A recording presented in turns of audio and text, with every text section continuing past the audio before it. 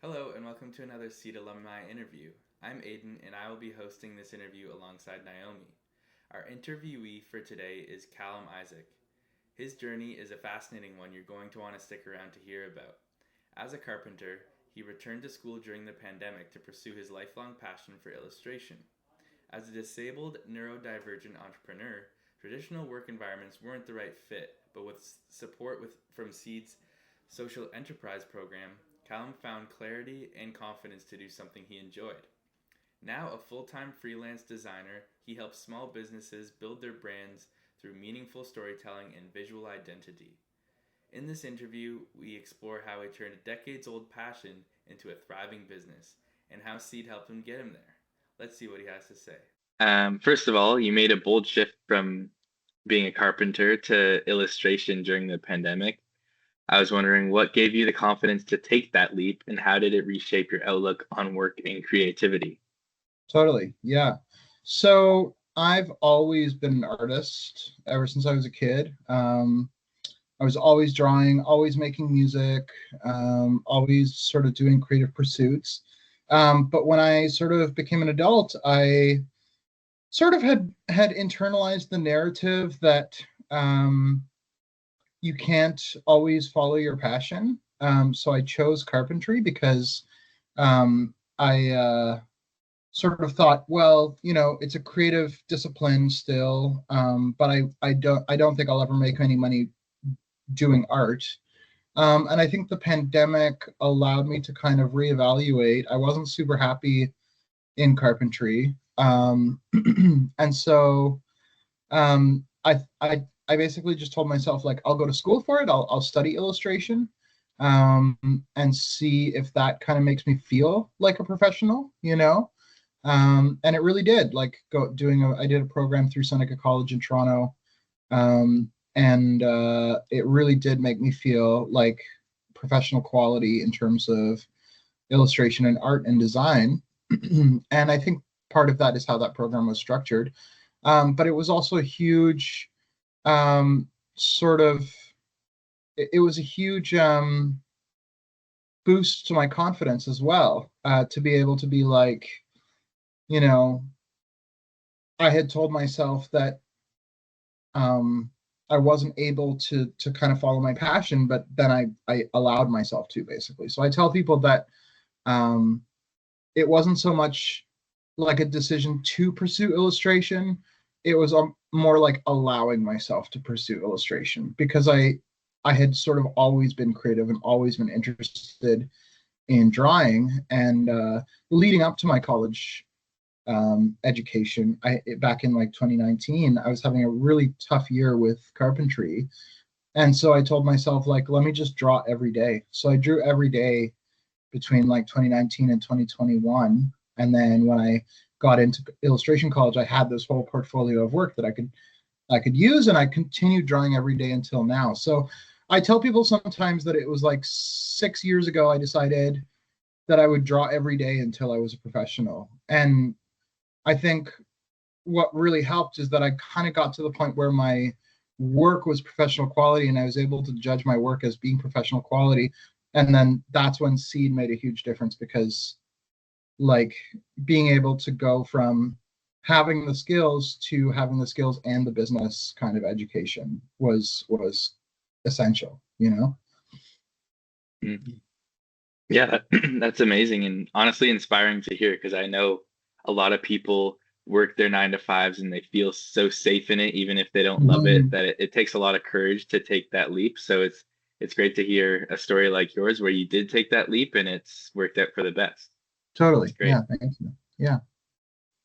All right, and the next question is that you've mentioned that traditional work environments weren't always the right fit. So, how has freelancing empowered you to build a career that aligns better with your identity and strengths? Thank you. Yeah. So I'm neurodivergent. I have like a pretty serious disability that I need to manage every day.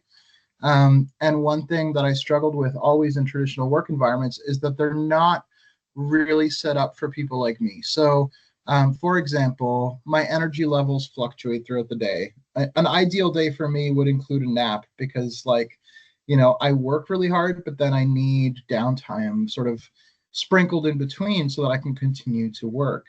Another sort of example of this is that, being neurodivergent, something that always felt like a weakness in traditional work environments is that a lot of sort of the expectations and the culture of a traditional work environment are often unspoken. They're kind of implied and sort of subtle, and you have to figure them out for yourself and not really talk about them with others.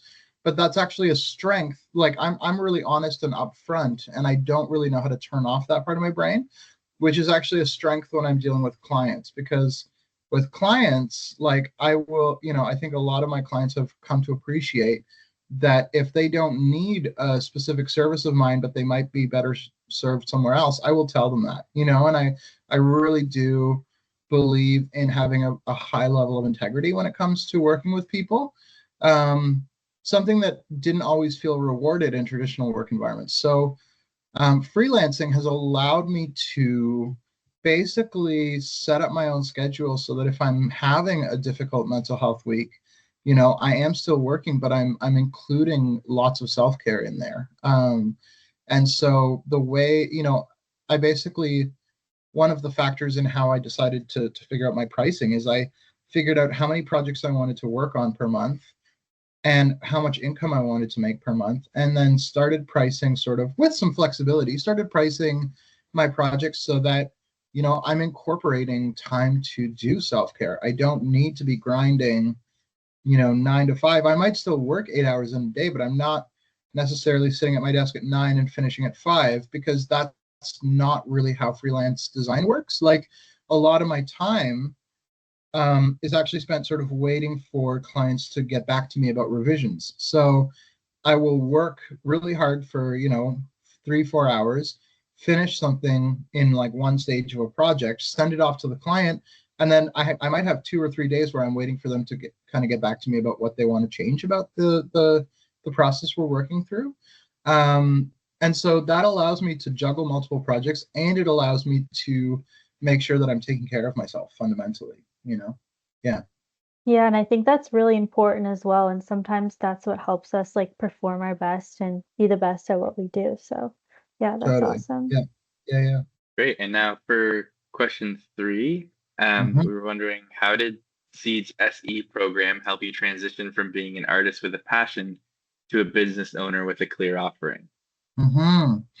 Yeah, I think part of the culture of just being at CEED, and the seriousness with which, my advisors always took my ideas very seriously.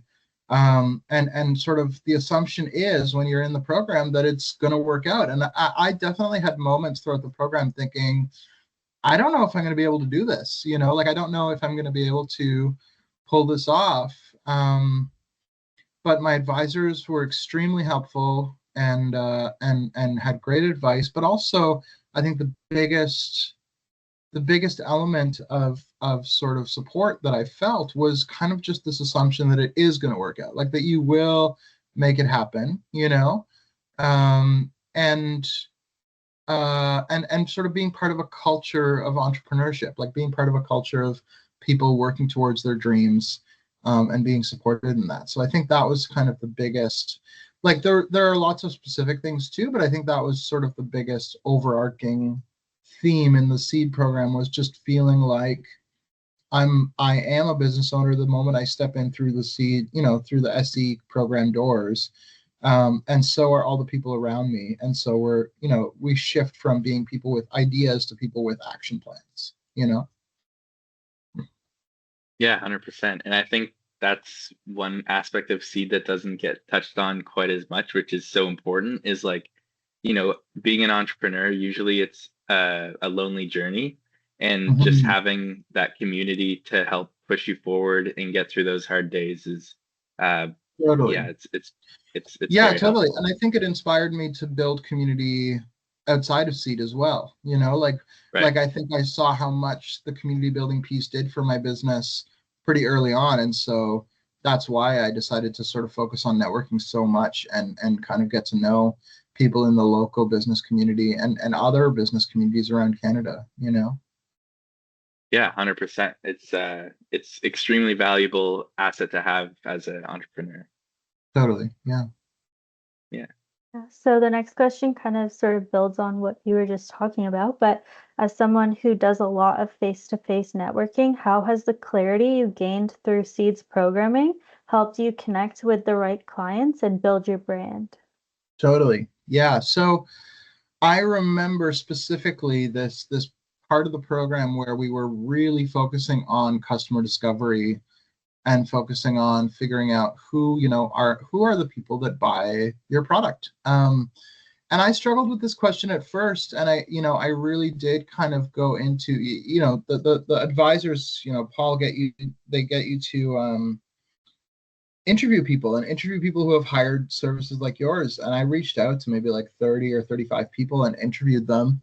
And that was an invaluable piece to the program, because I think it didn't immediately help me clarify who my ideal customers are, but I think it made me, after doing some reflection and talking to people, and as I started kind of working on my business, it allowed me to really realize that people are hiring me for me. They're hiring me partly for my personality, but also partly for like how I treat people and how I build community. And so that was like realizing that it didn't matter sort of what my skill set was, that people were hiring me because they liked how I did business and how I treated them, was like a huge factor in recognizing sort of who my ideal customers are. And I remember, I think a big part of why this worked so well for me is because being in the program, I was allowed to start working like in my business, even as we were kind of doing the classroom portion. So not only was I, doing the customer discovery and calling people and asking them, interviewing them about like their experiences hiring designers, I was also then kind of implementing some of the things I was learning in those interviews sort of on the ground in my business while we were doing the classroom piece still. And so just having the support, I remember I emailed Paul at one point and was like, I think I figured it out. Like, I think I figured out why people hire me specifically. And I explained it to him and he was like, yes, like that is exactly why. So just having that sort of like kind of eureka moment of like, oh my God, I get it. Like, I get why people might hire me specifically over other designers was not only a confidence boost, but it also meant that when I do enter sort of networking spaces, I have a pretty clear idea of who I want to talk to. I might not know just by looking at people, but even just by looking at people or sort of observing how people communicate with each other, I kind of have a pretty clear sense of like who I want to talk to, who I want to give my business card to, and a lot of the time that turns into work for me. So it's an extremely helpful part of the CEED program for sure is the customer discovery piece. Throughout your journey so far, you've now supported many small business owners with their branding. I was wondering, what does it mean to you as a storyteller to help shape the visual identity of so many startups and seeing that personal impact? Totally. So yeah, I've always been a storyteller. I was a storyteller back when I played music, like I was a songwriter, and visually now I'm a storyteller. When I was in illustration school, I thought at one point that I wanted to do like video game concept art until I kind of shifted direction. So even then I was thinking like narrative story, identity. And those skills have definitely served me well when it comes to branding. It's really an incredible feeling to work with so many startups, work with people starting new businesses or rebranding existing businesses, because I think like a big part of what I do is I sit down with my clients for sometimes hours at a time and just try to pinpoint like exactly what it is they're trying to say with their marketing. A lot of what I do is meetings actually, and consultations and making sure that even before my sort of pencil hits paper or I start designing a website, I'm really fully understand and fully grasp not only what my client needs, but why they hired me to do it.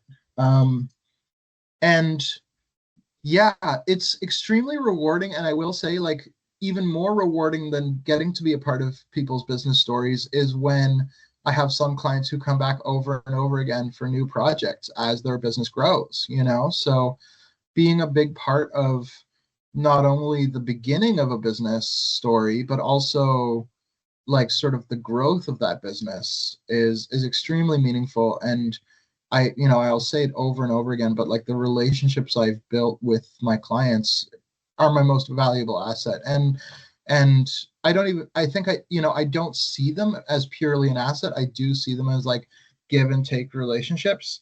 And I think that's why people come back more than once to kind of keep working together, is because I'm not seeing my clients as just a number or a source of income. I'm seeing them as a fully fledged business owner that I'm trying to support in their journey and in their development. And so that work is extremely meaningful to me. Yeah, it's great to hear. I do truly believe that the difference between a good entrepreneur and a good business and a great entrepreneur and a great business is the passion behind it. So hearing that, it's a personal win as well over like not just a financial win is really cool to hear. Totally. Thank you. So for aspiring creatives or disabled entrepreneurs who may be hesitant to pursue self-employment, what would you say about your experience working with CEED?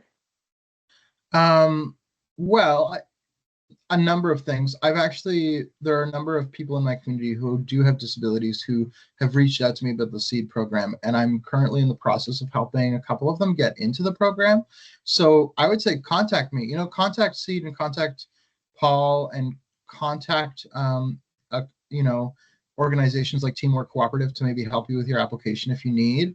But like once you're in, there's so much support there for you. Especially if you have a disability.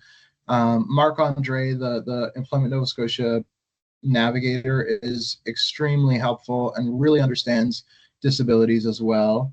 And feel free to contact me if you're sort of hesitating about getting into the program and you're not sure how it works. Like, I'm more than happy to sort of reach out to people and communicate with them about what the process looks like. I think it's an extremely valuable program for anyone who has struggled with sort of traditional employment in the past. And I do really believe that entrepreneurship has the power to kind of unlock both economic and sort of self-care stability for anyone who has a disability, who has a business they want to build and has sort of an entrepreneurship idea. And so I think, I think CEED has some of the key tools for unlocking that and supporting you. So yeah, I would just say, like, feel free to go for it. Contact CEED. But if you're struggling with the application or you want more information, like, I am just a message away. I'll happily meet with anyone who has a disability or doesn't have a disability who is thinking about the program and might want to pursue it. Yeah. Yeah, I think just letting people know like how much support is out there for them and there's people there who are willing to help is like really great and important. So thank Totally. you. Yeah, totally. And for our final question, we're wondering what's next for you in your entrepreneurial journey. Are there any dream projects or collabs that you want to do, any personal milestones, or even just anything that you're doing right now that you want to promote? For sure, yeah. Right now I'm building a few websites for a few clients, which I'll share once they're finished. But I'm also about to do my first workshops teaching design to youth. Something that I feel quite passionate about, but I've never had the opportunity to do that sort of thing. I was a camp counselor when I was a kid, but other than that, I've never done any youth leadership. But I'm going to be working with the McPhee Center in Dartmouth to work with youth who are sort of doing their own branding for their own businesses. They're doing an entrepreneurship program through the YMCA and the McPhee Center. So that's really exciting. I'm really excited to kind of teach design and branding to youth, and hopefully I get to work with the McPhee Center moving forward, kind of teaching workshops on anything from like web design to zine making to like comics and branding and all of that stuff. Other than that, yeah, I'm sort of always picking up new skills. So I'm teaching myself motion design right now, and I'm gonna kind of continue sort of figuring out how many different angles I can approach this niche that I found for myself. Um, and another big project that's on the horizon that I can't talk about yet is I'm rebranding a restaurant in Dartmouth. So like a pretty well-known restaurant that has a lot of loyal clientele, but their branding has been kind of like iffy for a long time. And there's new ownership. They inherited the branding. They inherited the restaurant, and everything that came with it. And we're doing like a full rebrand, new signage, new menus, new interior design. And I'm kind of doing the art direction on that. So that's going to be really exciting when it does get released. Yeah. Cool. I'm excited to see that. Thank you. Yeah, me too. Congrats. It sounds like a big contract. Totally. Yeah, it's great. I really, really like the owner of the restaurant. He's great. And we've been working really well together, and the branding is fun too. Like it really does lean on my sort of illustration style. So I get to do a lot of drawing for it, which has been amazing. And it's a really, really fun little project. Yeah. That's awesome. Please let us know once it's available. I'd love to check it out. Totally. Yeah, of course. Totally. Yeah. And with that is all the questions we have for you today. So I just wanted to say thank you very much for taking the time. We really appreciate it. Yeah, thank you. I really appreciate it too. Totally. It's been great.